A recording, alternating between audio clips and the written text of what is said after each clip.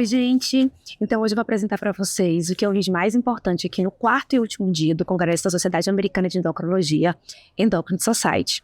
Então, hoje eu vou dividir em dois grandes temas. Um tema de metabolismo ósseo, que eu não tinha falado nada até agora, que foi sobre hiperpara assintomático, e outro grande tema, que foi um tema com a sala muito cheia aqui, que foi sobre o guideline de hiperaldosteronismo primário, que foi publicado pela Endocrine Society e lançado aqui no Congresso em 2025. Então, vou dividir agora essa nossa conversa nesses dois grandes temas. Então, primeiro falando sobre o hiperpara, né? A gente já sabe que o hiperparatiroidismo primário é uma condição relativamente frequente, principalmente em mulheres pós-menopausa, mas a gente tem atualmente três grandes grupos de divisão desse hiperpara primário. Aquele hiperpara que é sintomático, então a pessoa foi para você porque descobriu que estava com algum sintoma de hipercalcemia, por exemplo, nefrolitíase, ela teve nefrolitíase, ou então teve algum sintoma de hipercalcemia. Isso é bem menos frequente de acontecer hoje em dia em países desenvolvidos. A gente pode ter um hiperpara normocalcêmico, que eu não vou falar dele aqui agora, que é aquele hiperpara que você já tem um aumento dos valores de PTH com cálcio normal e você não acha outras causas para esse PTH estar aumentado, que a gente precisa excluir, claro, outras causas, como o uso de medicação, deficiência de vitamina D, disfunção renal. Então, não é isso que eu vou falar aqui agora. E, por fim, esse Meet the Professor foi sobre consequências a longo prazo do hiperpara assintomático, que é aquele hiperpara que você descobre em exames de rotina, porque você dosa um cálcio que vem um pouquinho aumentado e dosa o PTH que vem aumentado ou normal. Então, essa é a primeira informação importante. Se eu tenho um cálcio que está um pouquinho aumentado, eu deveria esperar um PTH que tivesse mais para baixo, mais suprimido. Então, se eu tenho um cálcio um pouquinho aumentado e um PTH aumentado ou normal, esse PTH já está inapropriadamente normal, eu já dou o diagnóstico do hiperpara assintomático. E esse hiperpara assintomático, ele no último guideline, ele foi dividido em dois grandes grupos, né, como o Eric já explica para vocês. O hiperpara assintomático com lesão de órgão-alvo, que é aquele que eu tenho que procurar coisa para ver se ele tem alguma disfunção, e o hiperpara assintomático sem lesão de órgão-alvo. Então, para eu saber se ele tem ou não tem lesão de órgão-alvo, obviamente eu vou ter que fazer um estudo, né? Vou ter que solicitar alguns exames para ver se ele tem ou não tem. Ele não tem sintoma de nada, o paciente é assintomático, mas eu vou ter que fazer alguns estudos para ver se ele já tem alguma lesão de órgão-alvo ou não, que inclusive isso pode definir se ele é um candidato cirúrgico ou não. É importante salientar que essa apresentação do hiperpara assintomático, ela é quase assim, ela é muito frequente aqui, por exemplo, nos Estados Unidos. Então praticamente não existe mais hiperpara sintomático, porque as pessoas já descobrem essa alteração do PTH muito mesmo antes de sentir sintomas, mas em muitos locais, principalmente Oriente Médio, África, Ásia e no nosso país, no Brasil, na América do Sul, você ainda tem muito hiperpara sintomático, mas também já tem um aparecimento de hiperpara assintomático. E uma coisa interessante que foi mostrada, um estudo do JCM de 2015, do Cipriani, já tinha mostrado isso, que os pacientes que têm, por exemplo, quando você vai pesquisar fraturas vertebrais, você vê que a prevalência de fraturas vertebrais em quem tem hiperpara sintomático ou hiperpara assintomático não é muito diferente. Então a gente precisa olhar com cuidado esses pacientes que se dizem assintomáticos, por isso que a gente precisa fazer essa avaliação de pesquisar potenciais lesões de órgão-alvo, certo? E aí, quando é que a gente vai fazer? Que avaliações são essas que a gente precisa fazer? Então, primeiro, obviamente, você precisa dosar cálcio, cálcio ionizado, fósforo, PTH, dosagem de vitamina D e dosagem de creatinina. Até porque a perda de função renal, a perda da taxa de filtração glomerular é uma das lesões de órgão-alvo que esse paciente pode ter e não sabe. Outra coisa que a gente tem que fazer é a avaliação de fratura. Esse paciente, como eu comentei, ele já pode ter uma fratura morfométrica vertebral e não sabe.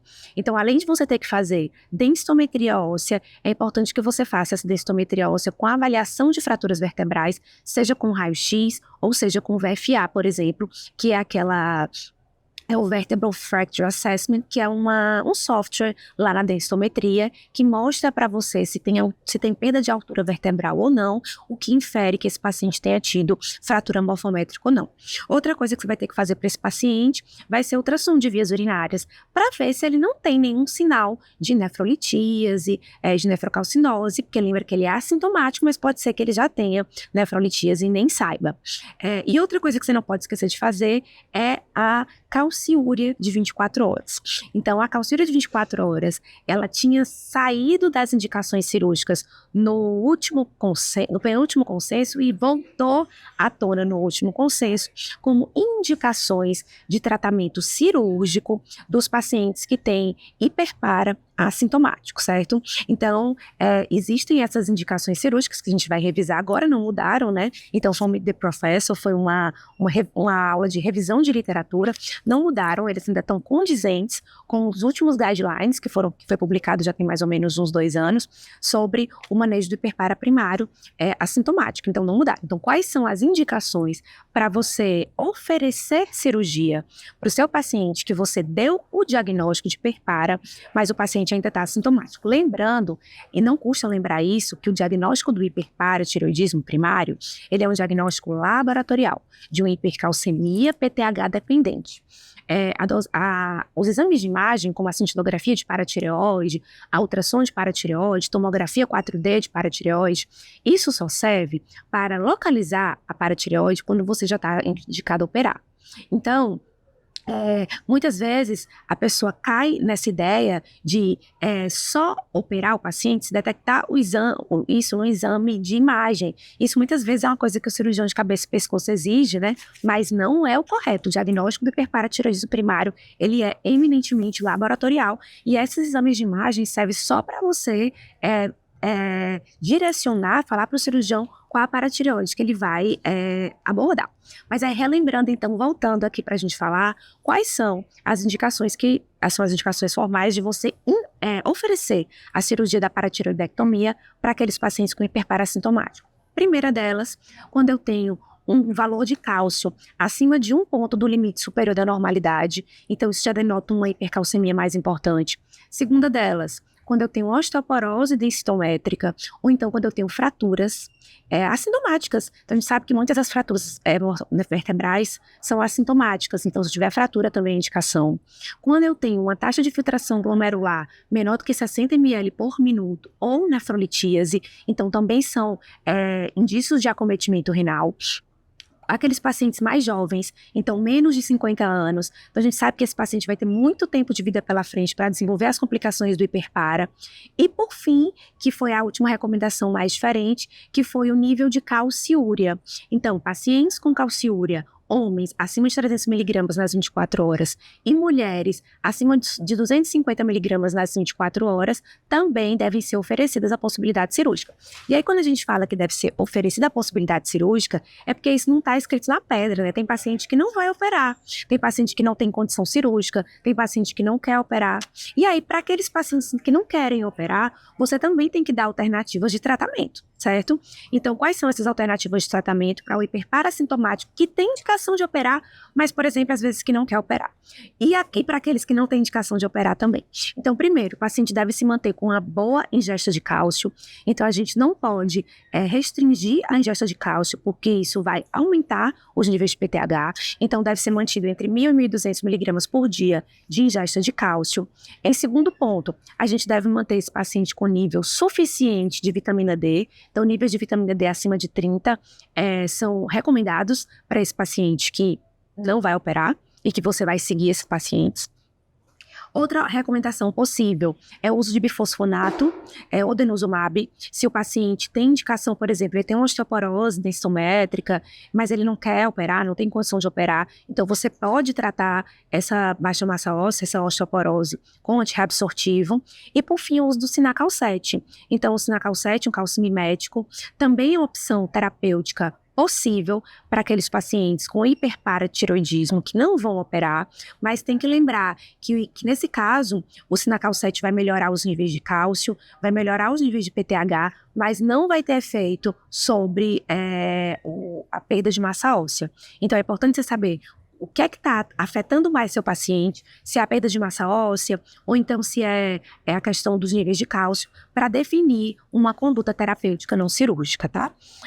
E é claro que esses pacientes que não forem operar, você vai ter que segui-los com alguns exames de rotina. Então, a gente recomenda dosar cálcio, vitamina D e realizar uma taxa de filtração glomerular anual e densitometria óssea a 2 anos, para poder você, a cada ano, reavaliar essa necessidade desse paciente realmente de operar ou não operar. Agora, a gente vai falar do guideline que estava sendo tão aguardado, que foi o guideline de hiperaldosteronismo primário.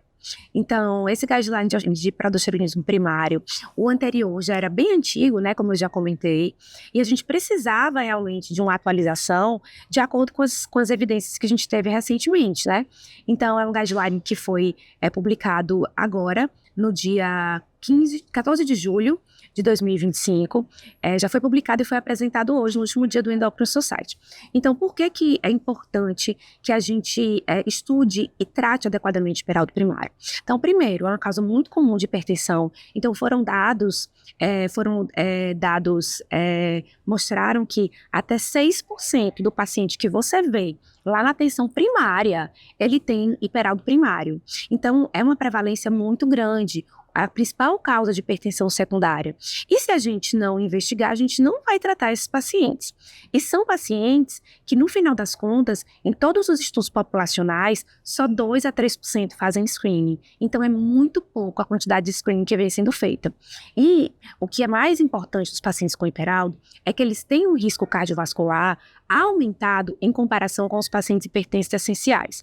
Ou seja, são pacientes que têm mais risco de AVC, têm 3 vezes mais riscos de fibrilação atrial, têm mais risco de proteinúria e de coronariopatia. Então, primeiro, é uma causa frequente, é uma causa que causa muito problema para os pacientes, é uma causa que o rastreio está ficando mais fácil de fazer, e o mais importante é que é uma doença tratável.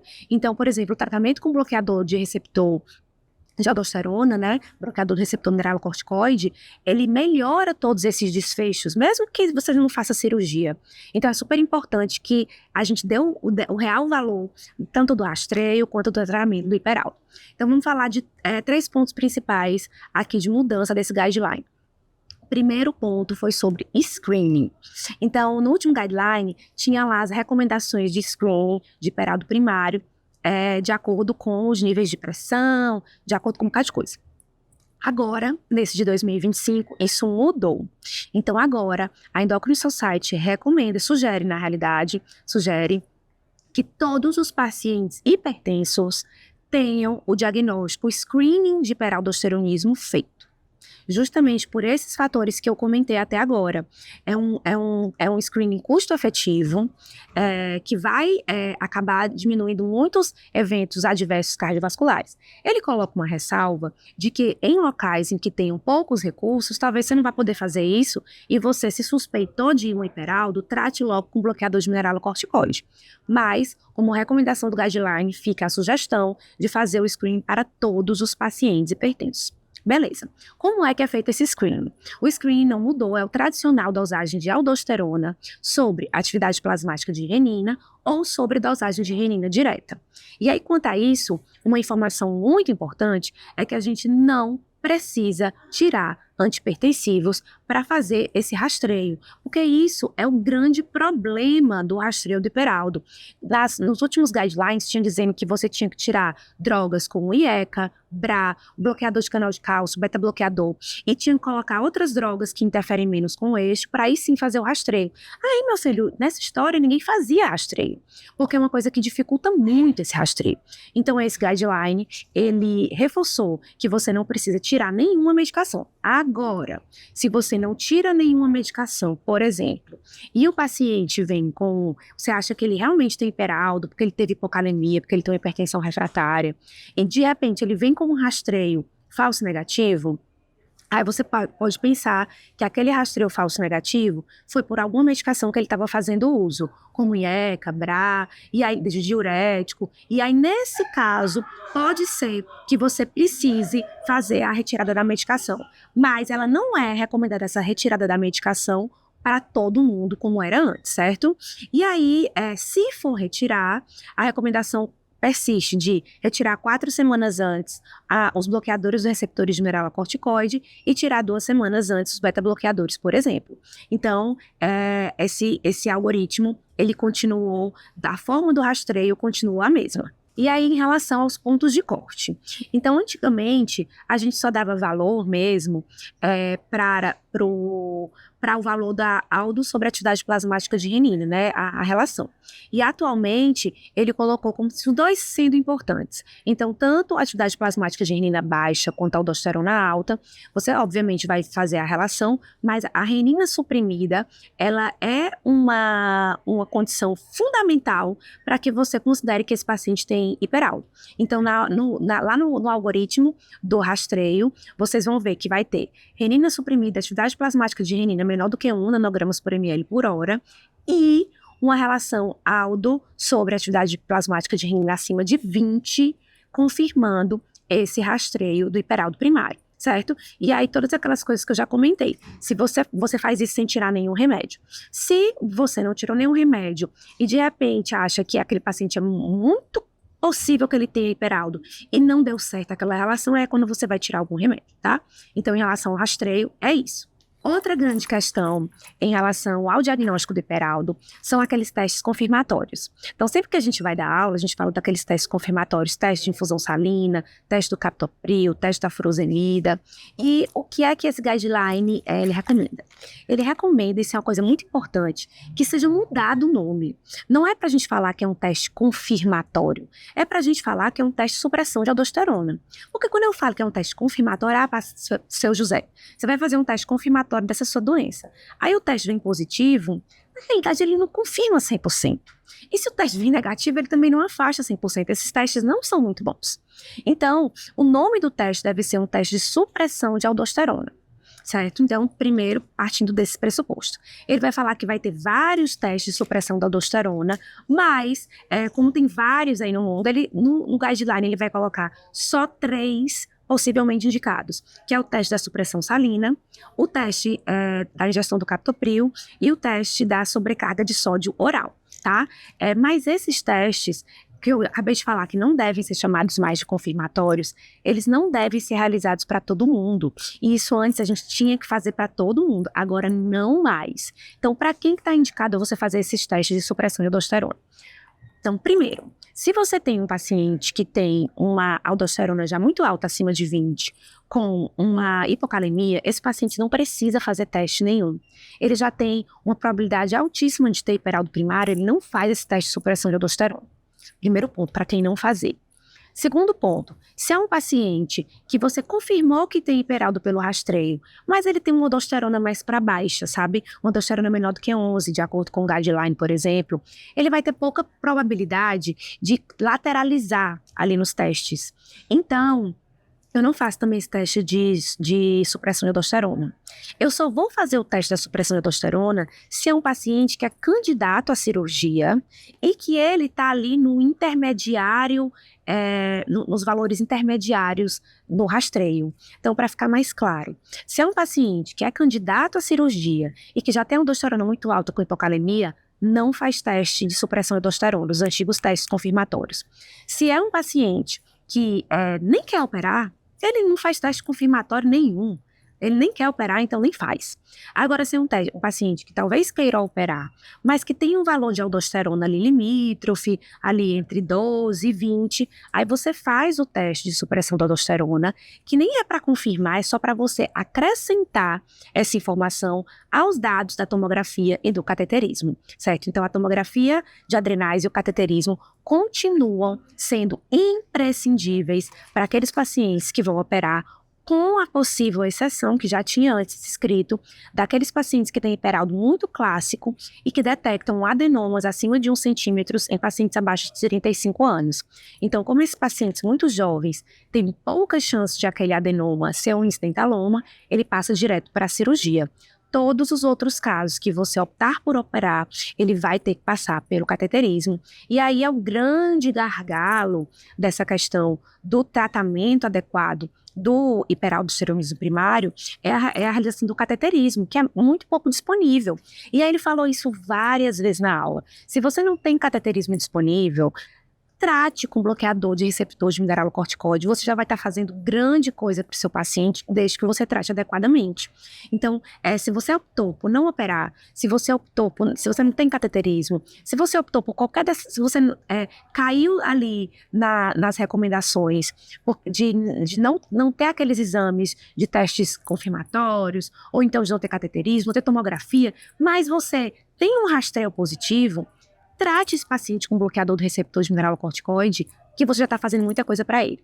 E aí, qual que deve ser esse receptor de mineralocorticoide de escolha? Então, o guideline sugeriu como escolha o uso da espironolactona. Sim, a nossa espironolactona. A gente já sabe que tem outras opções, como eplerenona, finerenona, mas a recomendação do guideline formal foi que não tem nenhum dado até o momento que mostre que nenhuma dessas outras é superior à espironolactona no controle pressórico, na normalização da calemia e no desbloqueio da renina. Então, ele optou por indicar a espironolactona, isso de forma de guideline. É claro que se você tiver um paciente que prefere o uso da eplerenona, porque vai ter menor efeito de ginecomastia, de mastodinha, efeito antiandrogênico, individualmente você pode recomendar esses outros. Mas a nível de guideline, a recomendação recaiu sobre a espironolactona, com os objetivos de normalizar a pressão, de normalizar a calemia e de também levar à dessupressão dos valores de renina.